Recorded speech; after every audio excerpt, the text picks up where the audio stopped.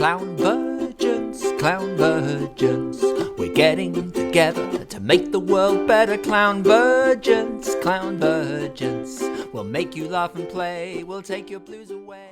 Welcome, everyone. I'm Shoshana. So I am representing an organization called CSAW, Connecting Circus Students Around the World. We are a circus nonprofit based in the US that focuses on providing resources for people looking to pursue professional circus education, as well as grants specifically for the BIPOC community. So circus artists of color. We have a micro grant every month that's available. And then we just closed one of our festival grants. It's for stage and a stipend at Cannonball Festival, which is part of Philly Fringe. So that's something that we're working on a lot as a team. So this presentation today, I want to make a quick acknowledgement.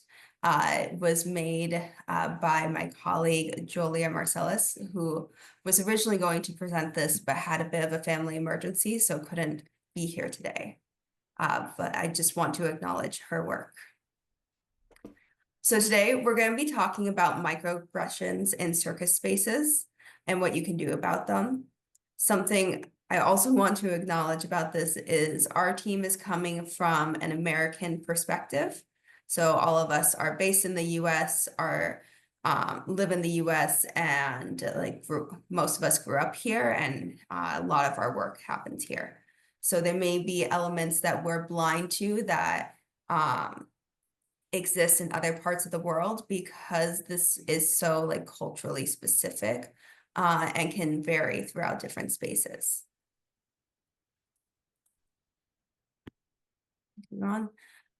So sorry, quickly, kind of already went over this, but at CSAW, I am the co-treasurer. I am also a performing circus artist. And then I also came from a business and finance background. So I went to a traditional four-year university before pursuing circus. And that's where I got a degree in business.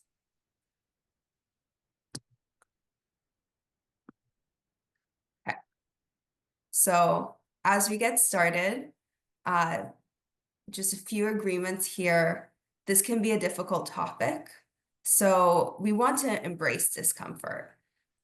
This is obviously keep yourself safe. So if anything is ever a point of this is triggering, or something that someone is expressing is really harmful for me right now, take the space that you need. But for this level of discomfort, it's oh, you know what? I may have made a mistake in the past, and that's okay. And I'm going to feel that discomfort and learn from it. Our next part of our agreement is some of these topics may feel incomplete. We only have about an hour and a half. This is a very complex topic that is also it's something that will build upon itself as you continue to learn about it and learning about building inclusivity and making spaces welcoming. So we won't be able to get through everything in the fullest detail today, but I want to give you as much information as possible and as many tools as possible to help you in your day-to-day lives, whether it be in circus or in other situations as well. Third, we asked for you to bring a beginner's mindset. So this is, I don't know where everyone's coming from. You may have studied this a lot. This might be the first time you've heard of microaggressions. I was recently at a festival, an acro festival called Pitch Catch. And we had a lot of meetings there about microaggressions and power dynamics. And there were some folks from different parts of the world where they were I have never heard this term before. And so it was completely new for them. So if someone asked a question where you were thinking how could they be asking that? We're all coming from different spots. Fourth, speak up or step back. So what we mean here is really want you to take your own self-assessment. If you're someone who like is typically the first to talk and to ask questions, maybe take a breath, take a moment and see if there's others first who maybe need a little bit more time or just a little bit more space to be able to step up and to speak up. And if you are one of those people that has all these burning questions but's a little bit shy, please speak up. And then lastly, marginalized attendees. So when it comes to circus, we come from a lot of different backgrounds. So we really want to make sure to make space for everyone's voice. So if you come from a place of privilege or power, please recognize that and think about how your words can affect others that do not have that same power. Any questions about these agreements before I move on? Feel free to like pop them in the chat or like quickly pop in here.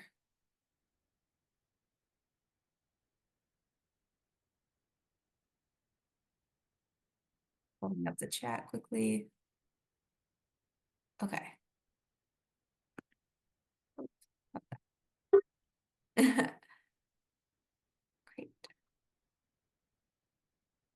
Okay. So quick introduction. Sorry. Overview. We've already done the quick introductions.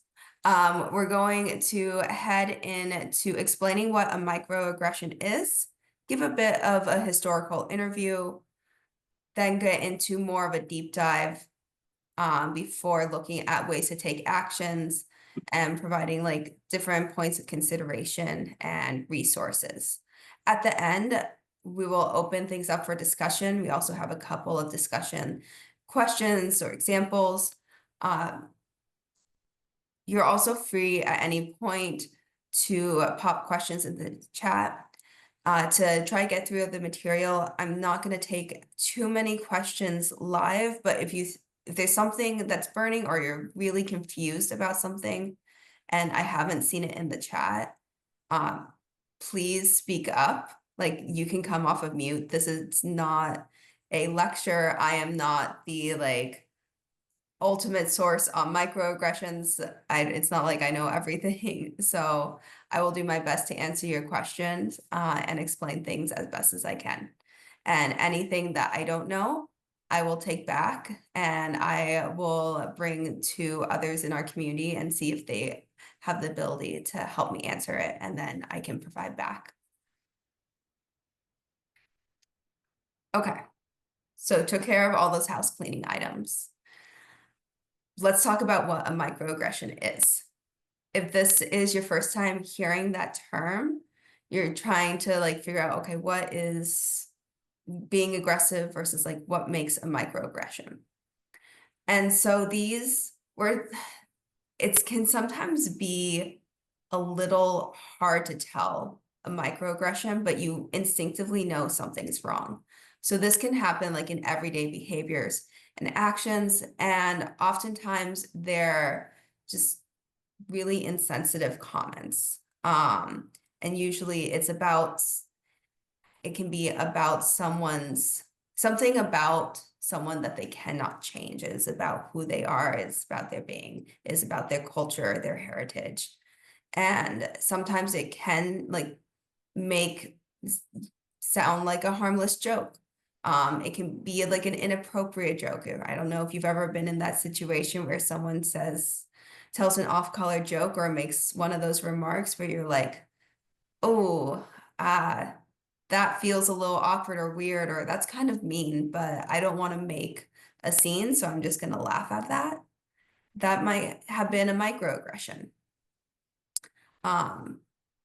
These are everyday interactions where there can be an undertone or a very overt tone of an insult. And these are things that reinforce stereotypes, typically about something that someone cannot change, whether it be their race, their ability, their heritage, their appearance, their gender. There's a lot of different components here. The other thing is that some of these, whether it's an insult or just like off-color remarks, a lot of times these come from an implicit bias. So if that's a new term for you, it's these biases that we have that we may not even be aware of. I believe it was Harvard that did a whole bunch of research and may still have the different tests to do where you can kind of test your implicit bias and to see what you have implicit bias for. It is not a binary thing. It is not like you either have implicit biases or don't. Everyone has them. These are the like quick, like in the moment without thinking thoughts that pop into our head as like our brain is trying to like assess new people, new situations, make judgments. And it's like what we've been taught through childhood and also through media of like, if someone looks like this, then the X, Y, and Z, we know X, Y, and Z about them. But in reality, we probably don't know X, Y, and Z about them.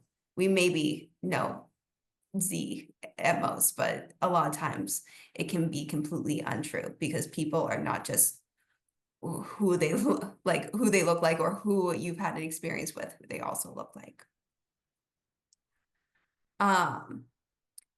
So the other part that I just want to call out is sometimes in the moment when you experience microaggression, or you may also be a third party witnessing it, you might be a bit confused.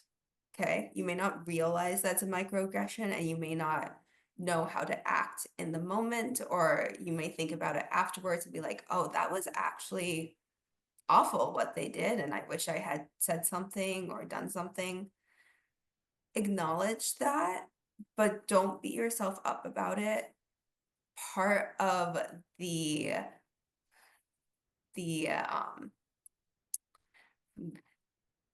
I'm trying to think of the correct word, but the issues with microaggressions is they are hard to read, and so it's hard to react to them in the moment and either call in or call out, which we'll talk about that in a little bit.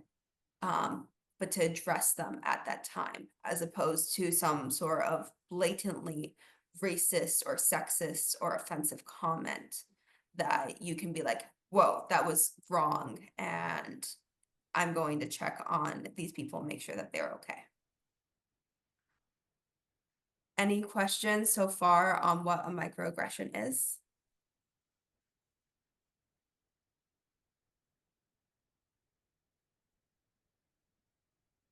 Move on. So for examples, sometimes you may not even think that these are offensive comments or rude. So for example, things that might be said of, oh, you have so much natural talent. Maybe misgendering someone with their pronouns. It varies situationally. I think it is important to ask people their pronouns because you cannot look at someone and know what their gender is. And so if you misgender someone by accident, acknowledging that you made the mistake and trying to improve in the future does not necessarily make a microaggression. But to think about it is not necessarily your intent that matters when it comes to a microaggression. It is how the other person ends up feeling. Okay. And so when we accidentally offend or hurt someone, even if our intent is not to do that, we may have accidentally committed a microaggression. And lastly, like another example, have here, you're so strong for a girl boss base, like just really calling out like how someone is different. And even when it seems like we're cheering them on, depending on your relationship to the person, depending on who that person is, they may not feel the greatest about this. I will say also from personal example, as someone who does acrobatics as both a mid bass and flyer. I was like coming into a group, and it was a lesson, and it was like, okay, we already have two main flyers, but you can come in as a lady bass, and sort of thing. It was what they called it. And it, to me, I was like, well, this is a little bit othering. And then also, I am non-binary.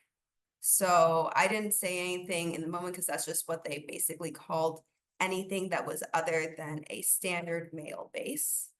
But it just, to me, I had that moment where I was like, oh, I feel a little weird about this, but I don't know how to say like anything because they're also trying to be nice and be like, oh, if you come in as a lady bass, you get a discount sort of thing for this conference. So that's where it's like, it can get a little tricky. Okay. Over here we have from the Unpack project, this quick infographic. So when it comes to microaggressions, there's a lot of times has to do with race. It has to do with your also country. So it can be the denial of someone's race or heritage, or maybe how it affects them, or trying to minimize their experience.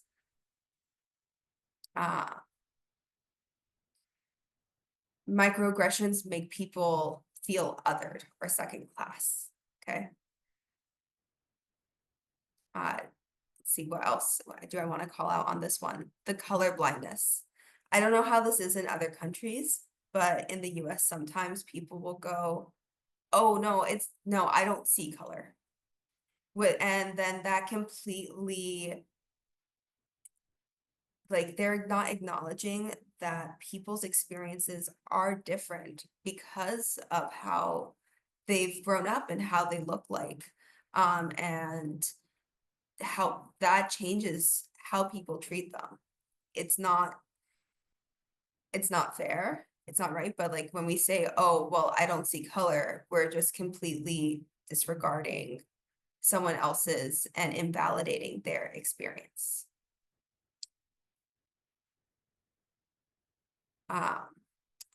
And lastly, I want to call out this offending without trying.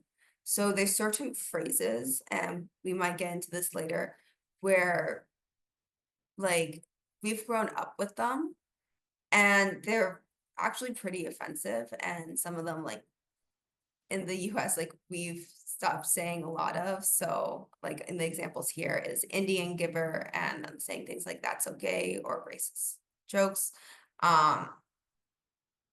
Gender-based jokes, like these are offensive terms no matter the intent.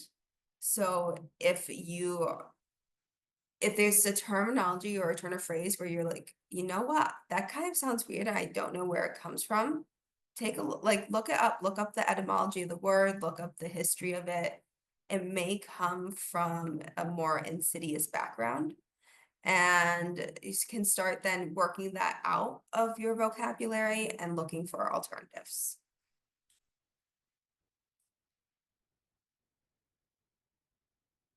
So I want to pause here and let you take a moment to think about time you may have experienced a microaggression.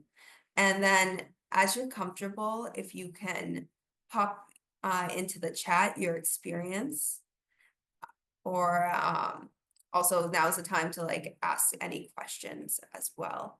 But we're just going to take 5 minutes for you to think. If you just want it to be for yourself, this can be for yourself, but would love if you feel comfortable to share an experience so that us as a group can learn together and work with it together to figure out what maybe we can have done, how to address it if we come across something like that situation again. So I'm just gonna look at the time. So for me, it's just about 9:25 now. So on the half-hour mark, we'll move on.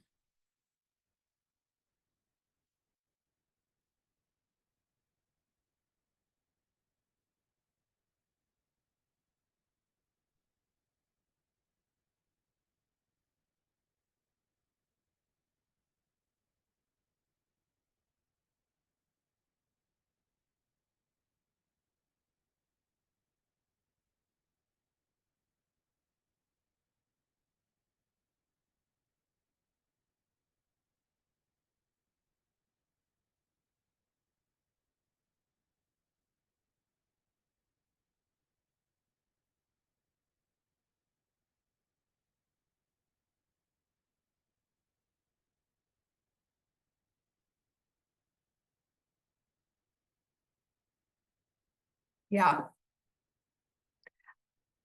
Is it Elena or Alana, by the way? So I want to make sure I get your name right. It's Elena. Elena. Okay.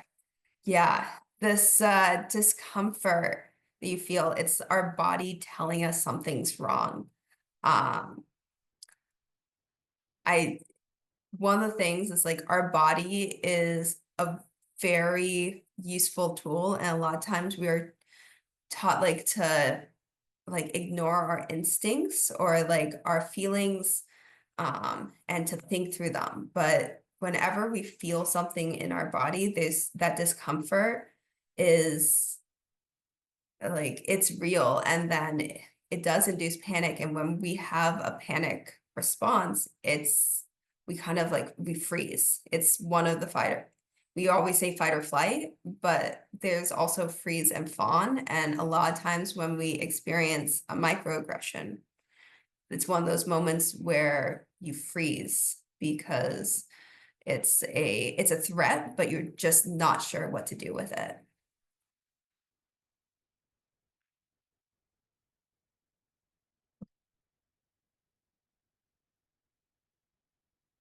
We have another Elena. So she writes, a student I had felt othered due to her religion. People saying things like, you can't say anything around a Christian. It's almost a reverse microaggression where the more alternative perspective folks were microaggressing a more mainstream perspective. That's a great point. So a microaggression doesn't necessarily have to be towards someone who is of a minority group. It is any sort of term or like action that is done to other a person or to make someone feel different. Okay, so if you are, so you may be part of a majority group or someone who comes from a group that historically has power situationally. That doesn't mean that people can say whatever and it for it to be okay, and it doesn't count as a microaggression.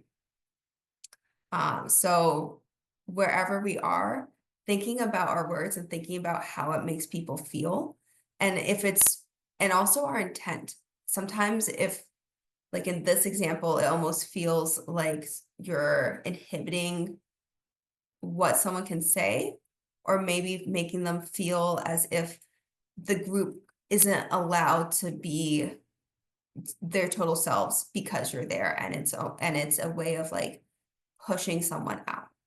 So thinking about how our words make people feel welcome versus unwelcomed in an environment is really important. And in circus spaces, we're trying to be inviting. We're not trying to say, well, you get to do circus and you can't.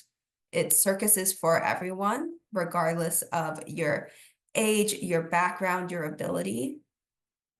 It is an art form and has room for I'm saying everyone again.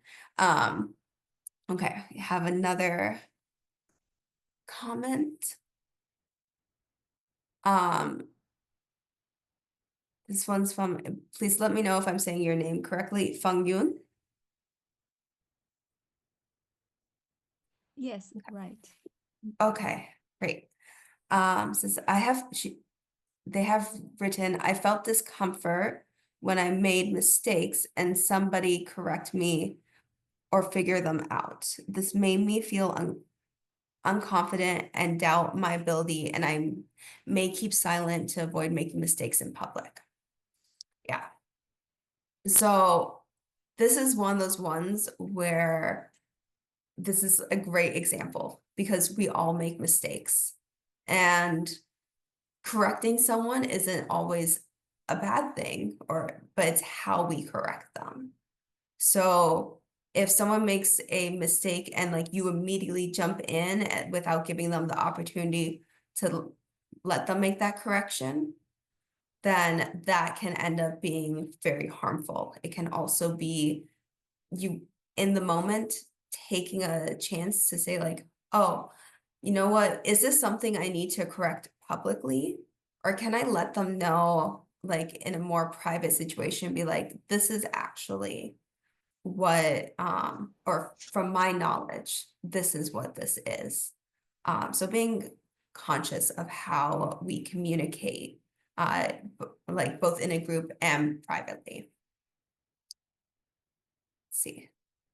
Kathleen writes, my father is in his mid-80s. I'm noticing that recently he has been making ignorant and disparaging comments about how to address non-binary people. He laughs at the plurality of they and how it doesn't make sense. It feels yucky and mean. My stepmom and I respond with shock and tell him outright that it's not up to him or his comfort what people wish to be called by. He just won't budge from his bias.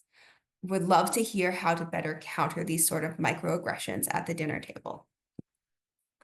This can be really complicated, especially with sometimes when like someone is like has been this issue has been addressed with them and they're kind of stuck in their ways.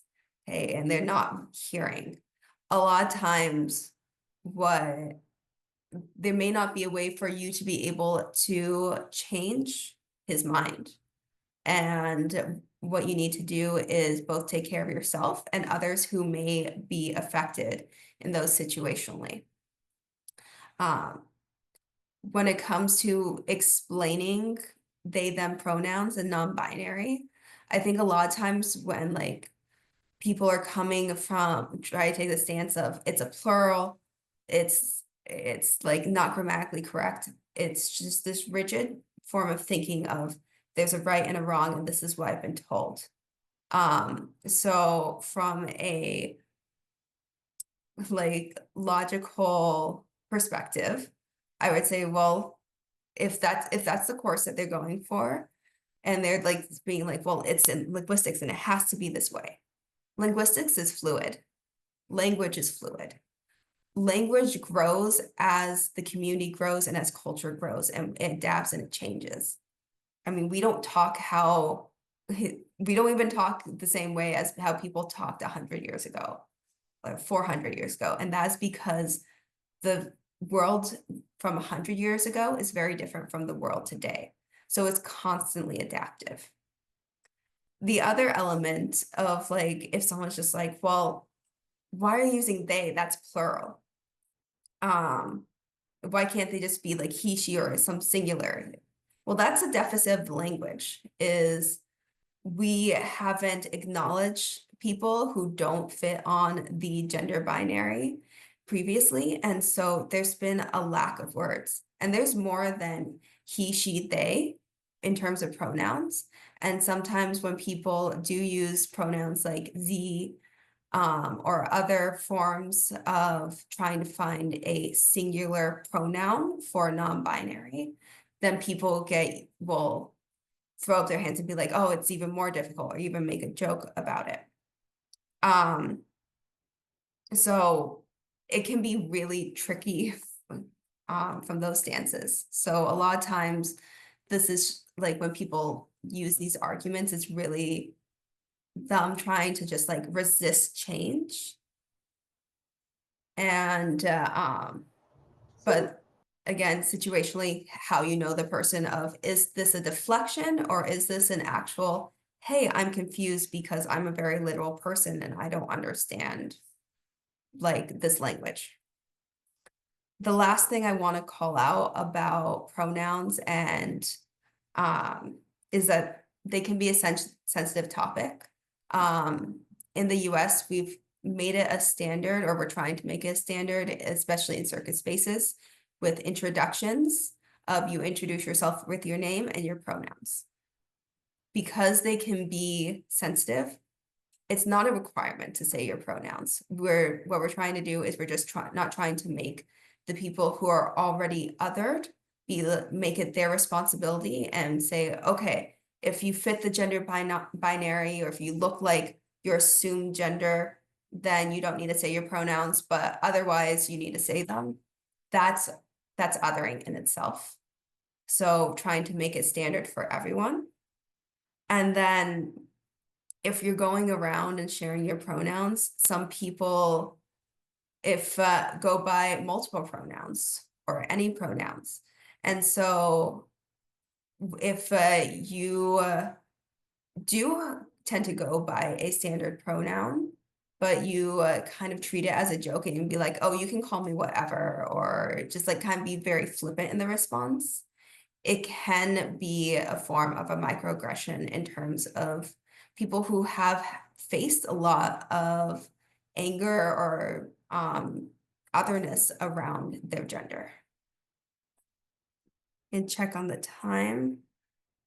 Okay, we're at 9:36. Great, Kathleen. I hope that was helpful. And I'm sorry that like I can't give you a like magic set of like instructions of how to change his mind and get him to be more accepting. I honestly think the best way to build acceptance is through exposure. And once people meet folks of different groups a lot of time and like connect with them as humans, then they start caring about them as humans and are less likely to make disparaging or rude remarks. Unfortunately, we can't change everyone. Okay. I'm gonna move on, and I keep hitting the expand instead of that. Okay. So kind of already talked about this a bit, about why are we even talking about microaggressions? So I've talked about systems of power. This systems of power vary between like different spaces. It's like it's not just like who is the typical majority, it is very space dependent. But these can make the spaces feel less inclusive, hostile to groups, to other groups. It can perpetuate these stereotypes. So for myself, like I come from a Jewish background. I studied business, and be like, oh, you're Jewish, you're good at business. It's kind of like, oh, that's a really weird stereotype. Yes, I happen to be Jewish, and yes, I did study business and I did well at it. But those two have nothing to do with each other. And the whole stereotype of like Jews in business, it actually comes from a very pernicious and like insidious history of where there was a lot of hatred towards Jewish communities, especially in Europe, because they did well and were then othered because they had accrued wealth in certain points. And then also if we go back to Middle Ages and like also, and not even Middle Ages, but Shakespearean time, but of just like this was a period where Jews were money lenders, because to my understanding, Christianity, there was a lot around the religion that it was considered unethical to lend money, but in Judaism there wasn't, and there was the need for financing. So Jews went into financing because a lot of other avenues for economic success weren't available, and then they were hated for that. So you might be like, oh, wow, you'll be like, oh, of course you're good at business. Like, you're Jewish. You're just perpetuating the stereotype and that history. I want to give that example because I want to talk from my own experience and not try to give examples that I don't know from someone else's experience and misrepresent them. But there's a lot of different stereotypes that we still say that we say in a positive way that can be quite hurtful.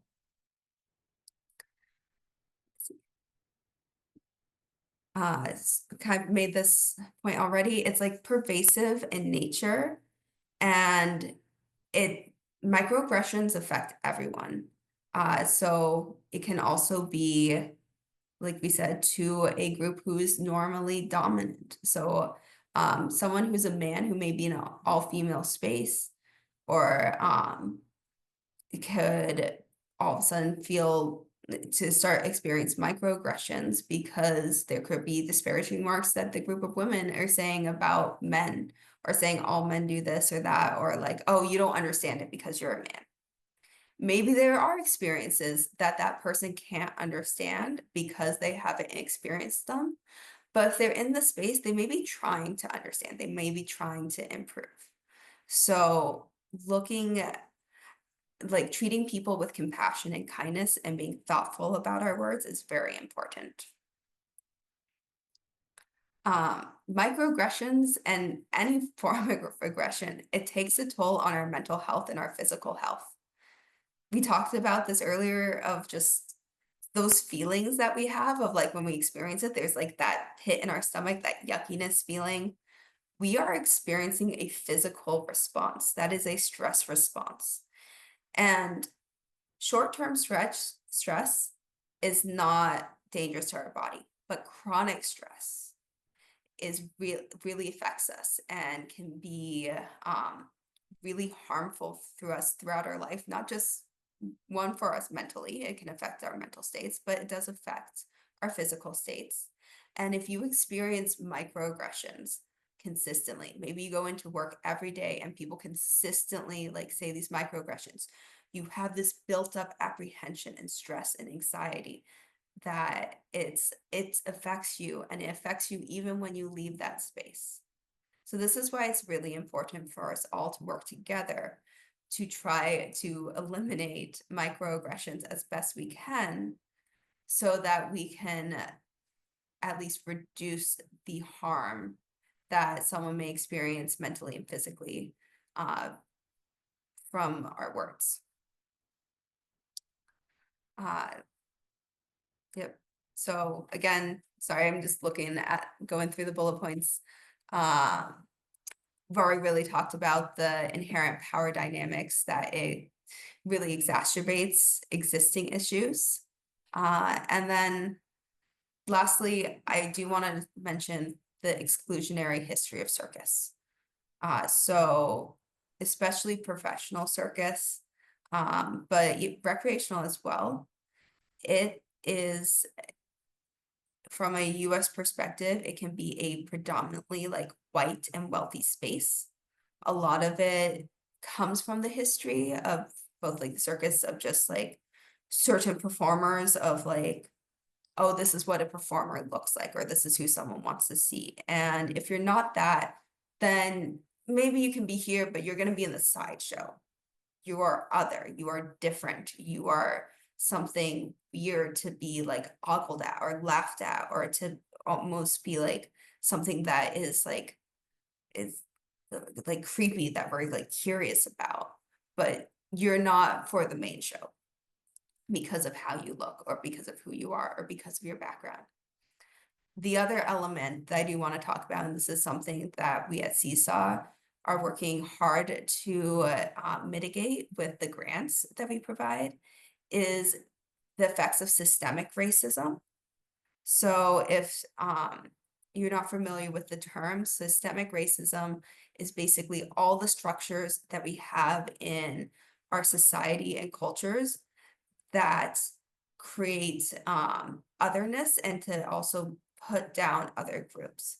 So historically in the US, especially people of indigenous or black or brown heritage, but really anyone who wasn't considered white had less economic avenues to pursue or were like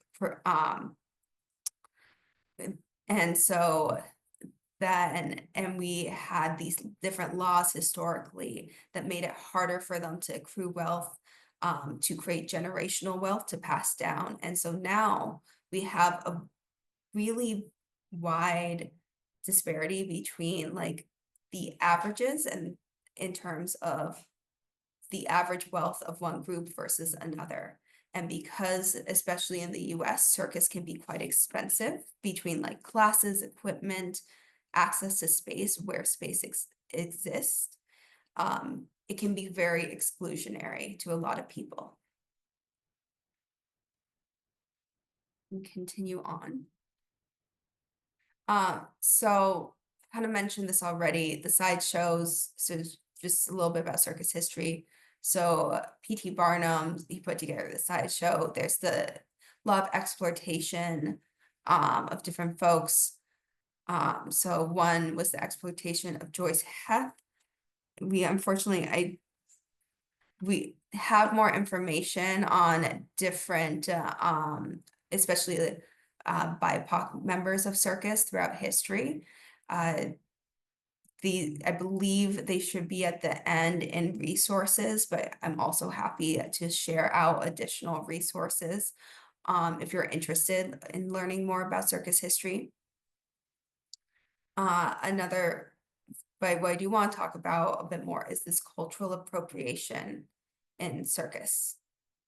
So there's been a lot of times, especially with costuming and also the fascination with exoticism, where we're like, oh, this, or both historically and even now, of just like this exotic world, or like this is different and fascinating. And we think of it being like, oh, but we're raising them up on a pedestal sort of thing. But it's one, it's othering, and two, a lot of times we do it through costuming that is one, inaccurate, and two, it's costuming then that can be put on someone who is not from that background, and historically often a white performer, because they might have been interested in belly dance, but they weren't going to have a Middle Eastern, someone from Egypt or Iran or any place who comes from those backgrounds to actually do the belly dancing. It had to be a white woman because that was the assumed beauty at the time. And so they were appropriate that culture. And then lastly, when it comes to history, this lack of representation, which kind of then also goes back to this appropriation, because yes, you might have your culture represented and through this appropriation, but you don't actually get to be represented. The people from the culture don't get to be represented. And so we do have this erasure of people of color historically from circus, and even so now. And there's less avenues too, because of what we perceive as the standard of beauty and attractiveness, or what a performer looks like, of the default. What we put as the default can often be a lot of times, oh, a white performer. And I'm just using that as an example. But be like, oh, we are looking for a female aerialist. And they may, a lot of times when you say female aerialist, people have this image and they think of a small white woman that has some level of traditional beauty, may have a smaller body, different things, but that's not what makes an aerialist. What makes the aerialist is their skills. And so when you come in with those preconceived ideas of what an aerialist looks like, then when someone who doesn't meet that mold applies or wants to perform that, they're oftentimes pushed out. And then they get pushed into either they get pushed out completely or pushed into another area of circus where it may not actually be what they prefer to do or what they want to perform, but they're told, oh, you look like this, so you have to do that. Or, oh, we're only going to hire someone of a certain ethnic background if we're doing a show or an act that pertains to the exoticism of it. Whereas really, when it comes to like a lot of themes, like it does not matter what someone's race is, what someone's gender is. If they have the skills to perform it and they have the presence, the stage presence, that's what matters as a performer.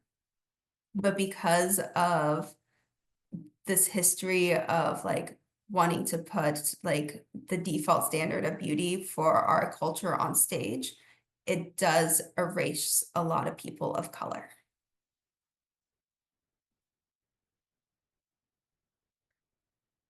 So just want to take a moment because of this historical erasure to highlight a few artists of color. So we have Pablo Funk, who was a British equestrian performer and was the first Black circus owner in England. And then we also have Denise Payne, theater performer who was a clown, part of Ringling Clown College, and really helped change the stereotypes of clowns. I personally, so like I said, I did not create this presentation. My colleague Julia did, so I unfortunately do not know that much about them. But now I'm also going to take the time to research them on my own and really curious to learn more about these people in the history because, to be honest, I don't know a lot of circus history. And I will acknowledge that as like a weak point for myself.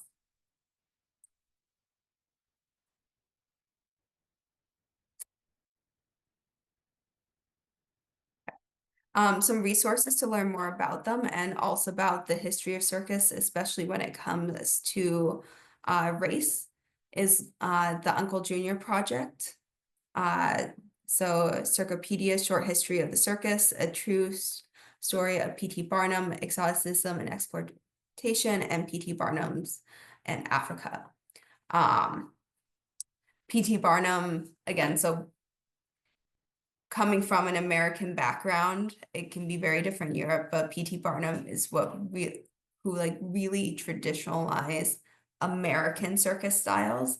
And so his view of what the circus is really shaped the industry in the US. And it is, when it comes to traditional circus, still very much the case that we have this like history and that is not great, but we still have these traditional ideas of what the circus is. It's changing a bit. We're working hard to change it. There's also different types of circus now that are popping up. So like there's a lot more contemporary circus and theatrical circus, but those spaces are still not immune from the history. I believe this presentation is being shared, so you will have the slides and the links to all these resources. Okay. Doing a quick time check. Okay. We're on the deep dive of microaggressions.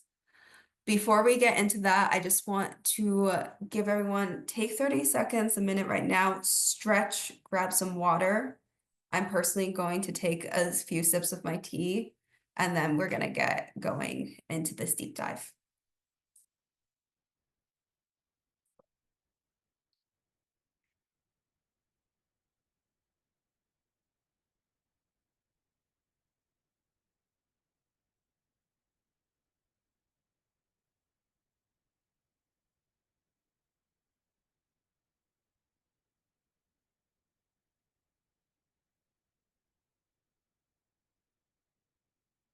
Okay. So we got a few examples here. This first one, microaggression, calling a character a straight man. Okay, so the straight man, from, if you haven't heard this term, is it comes to comedy, and it's usually the character that is like not like the comic relief is just considered the normal, is the one that like may be like, what is going on? I am, and it's you have this juxtaposition between the straight man and the comedian. But the term straight man, why is this a microaggression? So the etymology of the word does not necessarily come from anything around gender. It's just like more from like the straight face sort of thing. But that doesn't mean that because it doesn't come from necessarily the history of it trying to be like, oh, this is gendered or anything like that, straight man, it can still end up being a microaggression. And the reason why is because it normalizes the dominant voices. And so I want to call back to the example that I gave earlier about like if we say what an aerialist looks like, if you say straight man, take a moment and think about who do you imagine in your head? What do they look like? Like you say straight man, does it immediately tell you, you're like, oh, I'm imagining a man. What ethnicity are they? What's their height? What do they look like? What is their physical characteristics? Saying by using this term of straight man, we a lot of times have these preconceived ideas of what someone will look like. So again, if they don't fit that mold of this preconceived idea that you have in your head, we may not say that, oh, they're the right person for this role, when in fact, they may have the talent to be a fantastic straight man. So this is why we're trying to at times steer away from certain terminology that does dictate what someone may look like to be able to fit the role. So calling someone the center as opposed to the eccentric is a more descriptive terminology in terms of what is the role they're playing as opposed to what do they look like.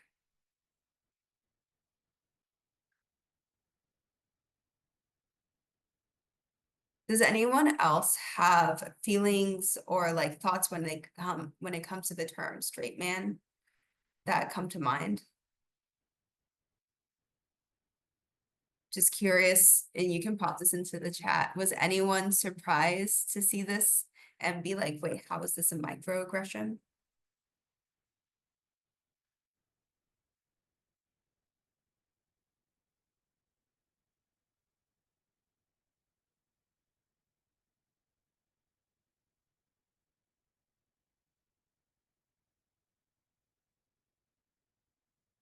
I'm gonna take the silence as a no, and that we're all set here.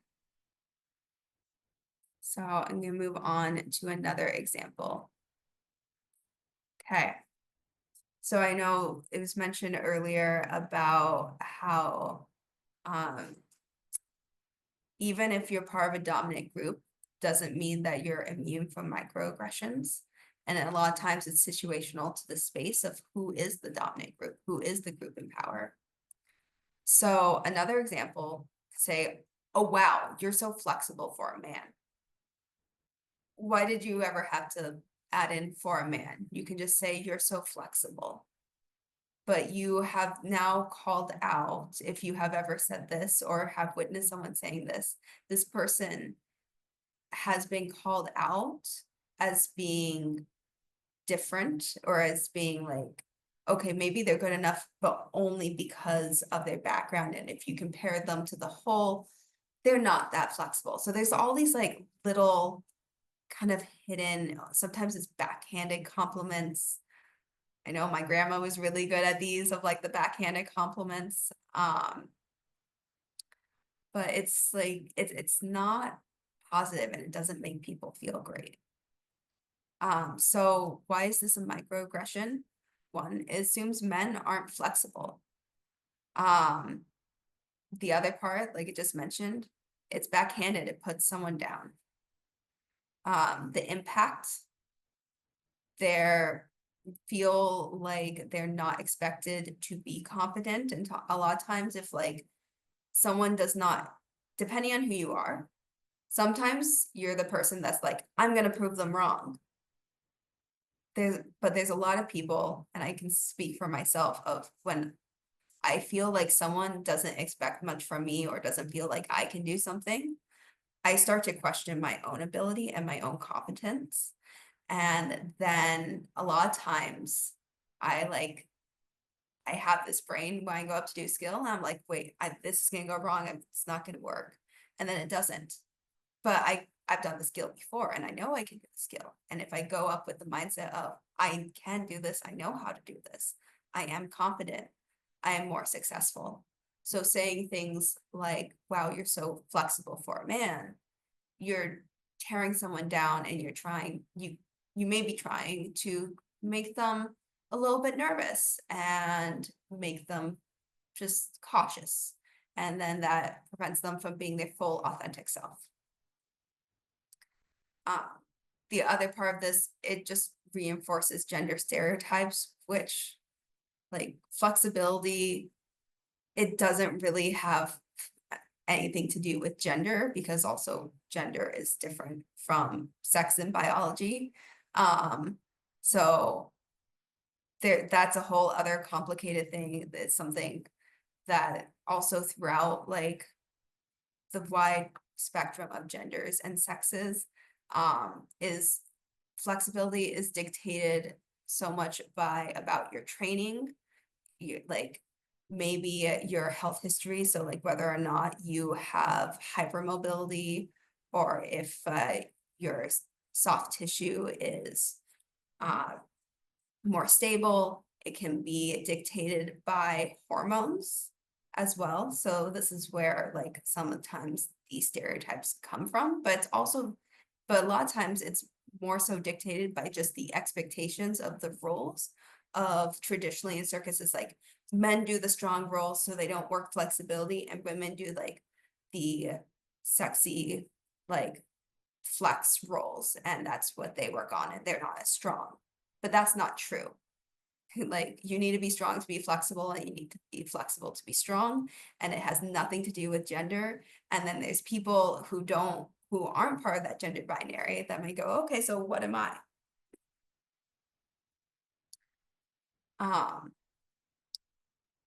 So things to say instead of, wow, you're so flexible for a man. One, you could have just say, wow, you're so flexible. You could say, you're so flexible, you may have taken a lot of hard work to get there. Acknowledge that it's not necessarily a natural thing, that, wow, you worked hard for this. Okay. You can also ask a question, be like, wow, you're really flexible. Do you have any tips? Like, I struggle with the flexibility in my hips. Is there anything that you do? Let them share their knowledge. Let them like, they've worked hard at something, and there's no reason to tear someone down for whether it is something that came to them easily or they had to work really hard for it. Another example, this can be both circus and non-circus. Don't know if you heard this before, but calling someone's hair unprofessional. So we have a lot of times these ideas, sorry for my voice. So professional hair. When you think of professional hair, what is the image?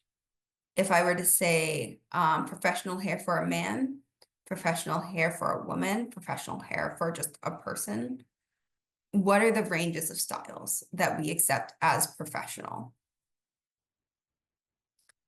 Thing is a lot of times, especially in Western culture, it comes from whiteness and white hair textures. And the thing is people have a wide range of hair textures. And as long as like It's like, so what makes hair professional? It's like, I don't know. It's like messy versus not messy, but then what we perceive as messy is oftentimes it's just something that someone cannot control about their hair texture, or or we force them to change their hair texture to fit a preconceived idea of professionalism, which, like I said before, often comes from like the expectation of whiteness, who predominantly have straight hair.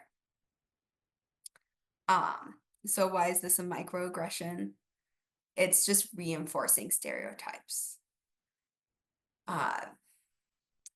And then like this impact, so yes, it's a microaggression, can make people feel badly, and it reinforces like these priorities. The other thing is it can affect someone's economic status. If they are perceived during an interview as not looking as professional as another candidate, they may not get the job. And then they're either forced to change their appearance or be in this like economic disprivilege. Okay. So it can have a real life effect on someone. And so calling out someone's hair as unprofessional, it's like, especially if they're already in a professional environment, it can re-injure those wounds. And then if you're the one hiring and you're like, I don't like that one, they had unprofessional hair, or they just didn't look professional, re-examine that. Like, why was it? Were they really like, did they come in unprepared, unkempt? Were they rude? Were they like, what was going on? Or was it just that they looked a little different from the image you have of what you think a professional looks like? But they actually came in and they took a lot of care in how they present themselves and how they spoke and how they answered the questions, and they were knowledgeable. So if you do feel like you want to comment about someone's hair, and maybe you need to say, like, let's say you're a producer or director in a show and someone's hair is in a way that you need it to be different. Okay. Being specific, be like, hey, can you pull your hair away from your face? Can you put your hair up right now? There's different things that can be said. And if that's the situation of like someone's not doing what they need to do to keep them safe. When I teach, I ask people who have long hair, I ask them to put it up for a safety issue of, especially for silks, or anything, but like really any apparatus, to avoid it getting tangled. Okay. That's about a safety issue. So being specific about the ask and why, if like something does need to be said, is important. Also, if you're complimenting someone's hair, like you can just say, again, like keep it simple, just be like, wow, your hair is really beautiful. Asking to touch someone's hair is incredibly inappropriate. It's very personal. Adding any qualifiers of like, oh wow, your hair looks really good for someone who, like, for curly hair or anything like that. Again, it is making someone, it's that backhanded compliment. So this is where it's like, you can, like, this isn't something where it's completely taboo. You can't mention anything about someone's hair. Just want to be very thoughtful about the words that you're using. Take that as a no. Okay. So I want to get into like what to do if you experience a microaggression. So this is kind of to reiterate a lot of what we've said. If you are someone who has personally experienced a microaggression, and to be honest, I'm guessing everyone here has experienced a microaggression of some sort. You may not have realized that it had happened. Like we said earlier, it's that ick. You need to trust your gut.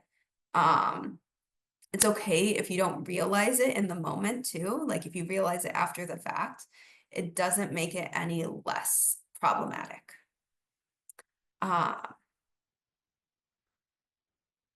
Process in whatever way is useful to you, whether you need to take the time internally, whether there's like a healthy form for you to release anger and frustration, whether it's venting to your friends. Maybe you're someone who processes verbally and it's good to talk to someone about it. Maybe you're someone who it's helpful to journal. So do whatever is helpful to you. When it comes to confronting someone who has committed a microaggression, it is not your responsibility as the person who has been aggressed upon to confront them, okay? It is not solely on you. It is on all of us. In that as well, whether you are the one who is experiencing the aggression or who is witnessing it, deciding to confront has to do with safety too. If you feel physically or emotionally unsafe to confront the person, that is something to consider.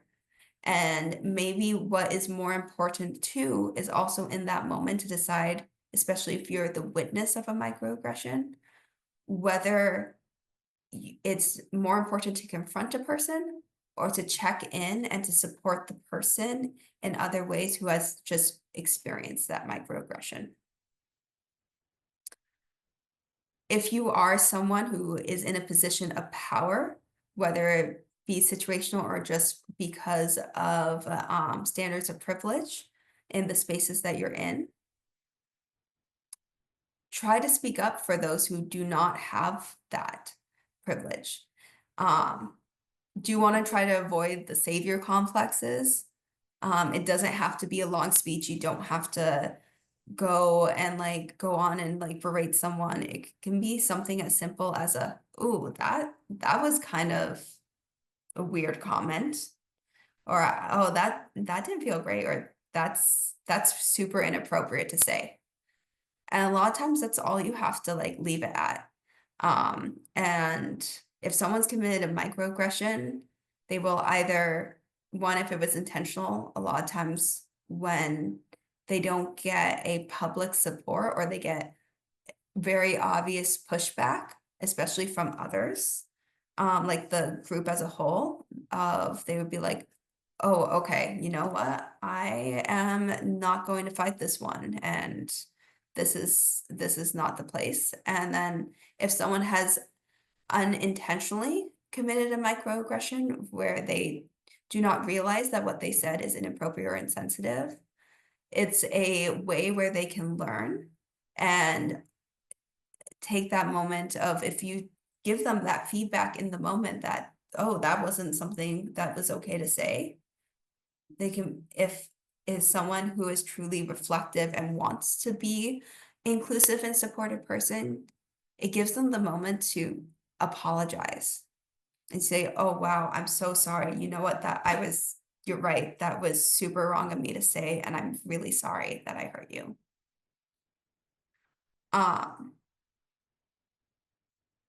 When it comes to dealing with a microaggression, your feelings are valid no matter what. You have the right to feel hurt, and you, like I said earlier, you are not the one obligated to fix anything. If you want to say something in the moment, speak up, you can say it. But it is not on you to fix another person. And then lastly, when it comes to more structured spaces, if you have experienced microaggression, some options can be around providing anonymous feedback, seeking someone who is in a position of power to talk about your experience, who might be able to change it. So this is depending, a board member, instructor, someone on staff. Could also just be a really supportive person, the friend in the group, or someone who holds a lot of social influences in a group. They may not have a structured position of power, but if there's someone who is well liked and respected and you feel safe talking to them and they are an ally, that can be another person. Another way to process and to seek help for experiencing a microaggression. Ways to take action. So we need to be active about fostering inclusivity. This does not mean just like, okay, I'm opening up a space, anyone who can come is welcome. Is looking at the different challenges that someone may face and because of their background or because of their history, and making sure that the space is accessible to them, that people are using inclusive language, they're not making disparaging comments, especially if you own a space or studio or a production company, that your staff members are being welcoming and not saying anything both like blatantly or subversively offensive and divisive. Also, sorry, it's weird, I go from right to left. Investigate your own biases. So like I said, we all have biases. No one is perfect. So when you're trying to build inclusivity, start with yourself and see where your deficits are and like trying to build there. And that's where you can start before trying to influence others. And then you can encourage others to investigate their own personal biases. On the bottom here, we have calling in versus calling out. So we have a little more information on that. Just a quick difference. Calling in typically is more of a question versus calling out is very publicly saying, hey, that was wrong. And letting someone know in the moment that that behavior was inappropriate. I do want to say calling out doesn't necessarily mean canceling. It is just a much more direct form of saying that behavior was wrong. So quickly, to investigate your own bias. Privilege does not, it's not like you are privileged or you're not privileged. There's a lot of different variables that determine your privilege, and then within those variables, it's a spectrum of where you lie. So like you may be very economically wealthy, so you have that privilege, but you might be part of a racial group that does not, and you may be part of a disenfranchised gender or sexuality or your body size. So it is not just it's not privileged versus non-privileged. It is everyone has a certain level of privilege depending on a lot of factors.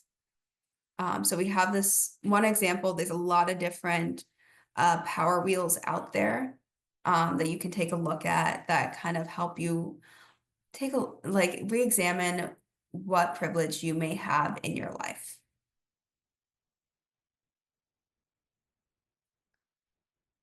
Moving on. Let's see.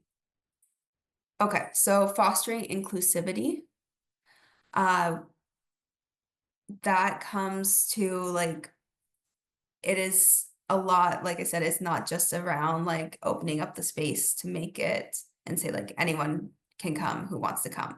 There's a lot of language of making them feel welcome, making the spaces feel warm, really committing to removing any culturally appropriative clothing or languages or just behaviors, making things economically accessible. Also, if you're looking to open up a space, and let's say you're looking to open up a circus school, examining things of what's the access to public transport, because maybe people want to join, but they don't have a car, and whether or not you have a car and access access to transport is so dependent on your economic history and background. So if you're really trying to make it accessible to folks, like look at these other factors.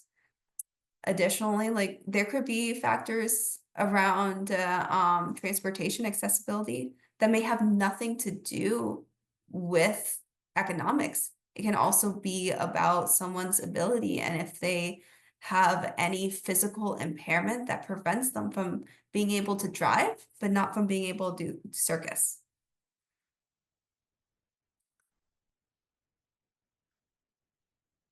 Okay. And you want to make sure have time to talk about calling in versus calling out, because this can be confusing, especially if these are new terms for you, and can often be very helpful ways for like addressing a microaggression in a moment. So calling out, it's a statement. It is a strong reaction that underscores that something was not okay. It lets the person who has just experienced the microaggression feel supported. And it's even more powerful when it comes from someone in a place of privilege. Doesn't mean that if you were the one experiencing the microaggression, you can't call out your aggressor. That has to be a witness. Anyone can call out, okay? A call out can also be something as simple as an oof, or like, wow, did you really just say that? Like, it's one of those strong statements that lets someone know that, wow, that was wrong. You don't have to give the person a 5-10 minute speech about what they said was wrong and the history of why it was wrong and all of that and why it was so inappropriate. A lot of times, if we go too much into telling someone like what they did was bad and like why it was wrong, they get more defensive. So just giving someone that like quick signal in the moment that that was not acceptable and I don't like that and I will not stand for that behavior if it continues. A lot of times people will like be like, you know what, draw back. And whether it's they're like, I still think this way, but I'm not going to say in this space because people don't like that. Well, you've just protected the person or many people from experiencing microaggressions. And if someone says something by accident and they're like, wow, that was wrong. Like I said earlier, it gives them a chance to make amends and to know and learn from their actions. And gives them a chance to be a better person and also check in on the person that they just offended. Okay. Now calling in, this is often a question. It can be a lot of times a more effective way, especially with someone who can be more defensive, to address their behavior. So just like calling out expresses that the behavior was not acceptable, but it comes through more of a softer method and questioning. So it can be something of like, oh, that's kind of interesting. That's kind of weird. Like, why do you think that? Or that's not the that's an interesting perspective. Or that can be a bit of a hard perspective. Can you explain a bit more? Like, is there a history there? It allows someone to have a conversation and to either create it's not so much to give them a chance to explain themselves, but it's hearing what they have to say, and then you can provide a rebuttal and explain to them and to have this conversation about why what they said was hurtful and how it hurt either you or someone else. This calling in is a great thing, especially if you think the remark that was said was misinformed and it was an unintentional microaggression. And it's great for people who are just like, they want to be a better person and they want to foster inclusivity. So it gives them the chance to feel like that they can make amends and they can improve. People oftentimes respond a lot better to positive reinforcement than negative reinforcement. It's funny, we had like some talks of like, what's the best feedback when working together in partner acrobatics? And like to continue, and that was great. I really liked that. All those things, instead of like coming down from a truck and being like, here's what you did wrong, here's what I need differently, yada yada. You might need that. But like, yes, that those have to be addressed, but saying like, oh wow, your hands right now, I love this positioning for this grip is fantastic. And that tells the other person, great, we're in a good situation. Let me try to replicate that. So this is where positive reinforcement can be really helpful in terms of fighting microaggressions. Any questions about calling in versus calling out? I think we're at like 5 minutes. Let's see. Okay.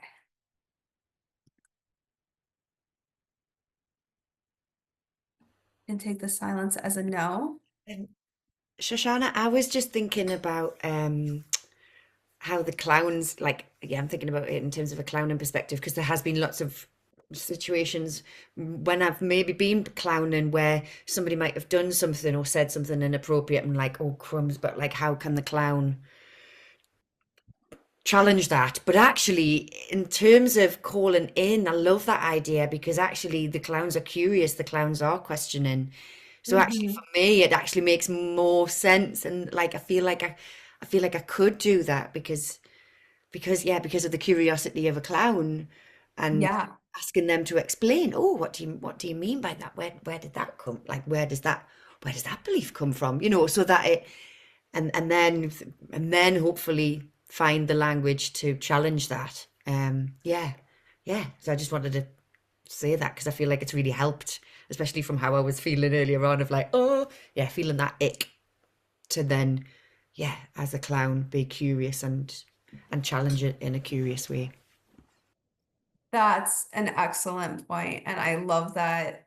Yeah, sometimes the clown can be the one to call out almost the standards too. So I see this question in the chat of calling in versus calling out. Do you think the clown is an insider or an outsider?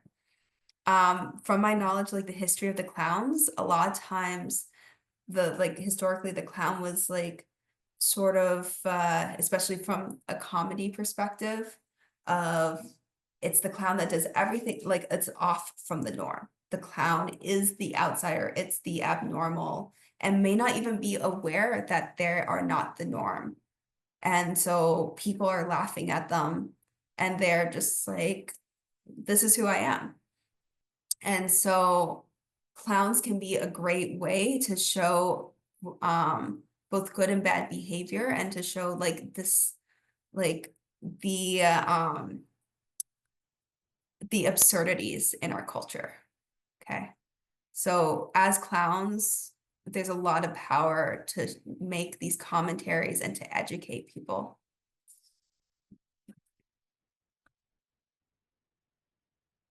That is my personal perspective. I'm sure that there's a lot of different perspectives as well when it comes to like whether the clown is the insider or the outsider. And I think it does also have to do with the specific character of the clown. Okay, so other topics to consider: safe spaces. So these are spaces that you build that can provide support, and sometimes these are spaces within other spaces.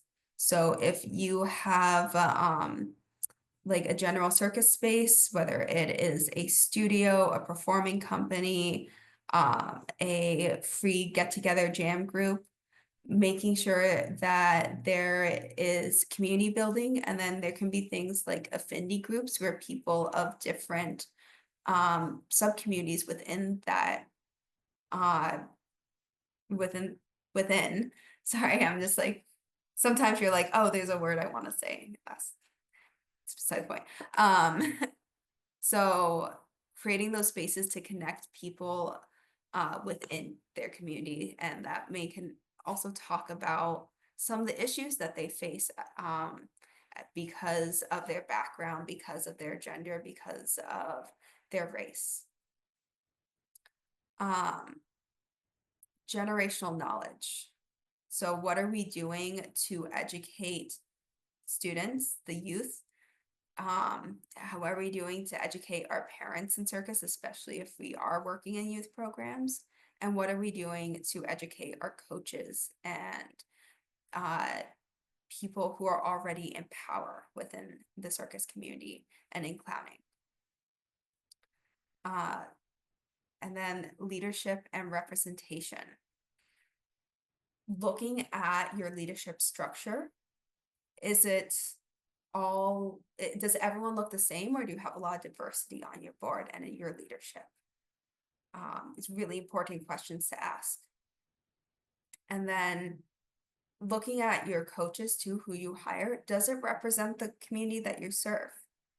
Okay, so like if you're part, especially of a marginalized community, and the coaches do not look like that community, it can often feel like discouraging of like, wow, okay, like I'm only ever get to be a student.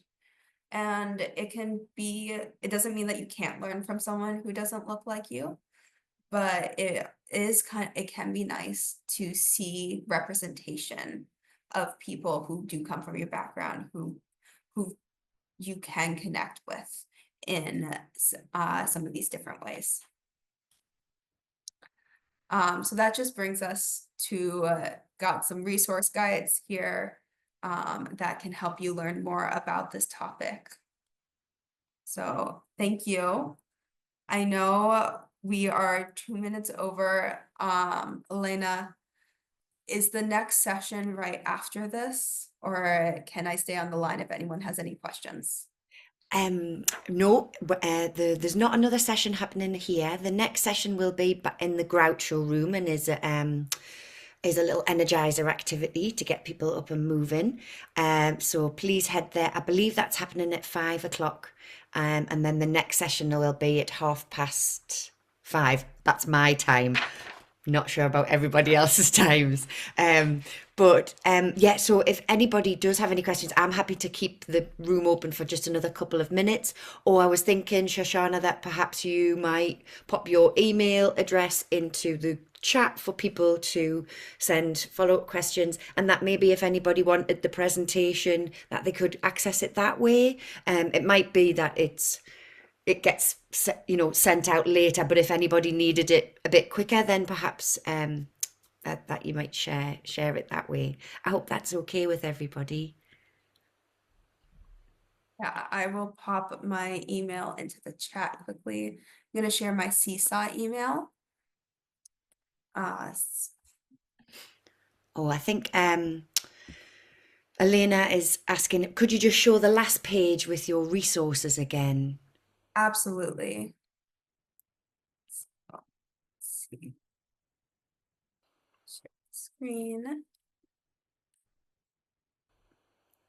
I just want to say, Shoshana, that I found it really inspirational, and I feel like it needs to be applied in like everywhere, doesn't it? This kind of training just needs to be shared so much more in all areas of and aspects of life, to just to everybody. So yeah, I really enjoyed it. Thank you so much. I'm glad to hear that. I think generally as a whole, most people don't want to hurt others. That's not their intention in life. We have just been taught a lot of misinformation, and we now have to work really hard to unlearn behaviors and to unlearn different things. And so that's where it's our individual responsibilities. But I thank you everyone for coming. The fact that you are here means that you care, you're making these steps. And hopefully that this information can both help you in your own lives and also be able to share with others in your community to help build this education and build this avenue for change. Thank you, Shoshana. I'm just going to ever so quickly drop in our Creative Harvest document. Sorry, I'm just trying to. Oh, this is where my computer goes a little bit. Ooh. So that if anybody had any other thoughts or provocations from doing this, that you can. Oh, hang on, I just need to change it to the group chat. So this is our harvest document that you can.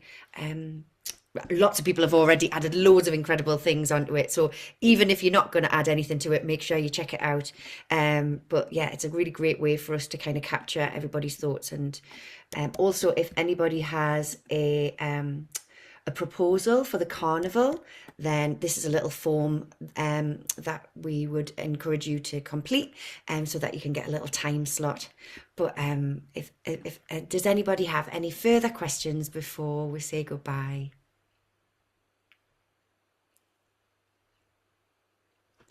Just waiting, just in case anybody puts anything into the chat.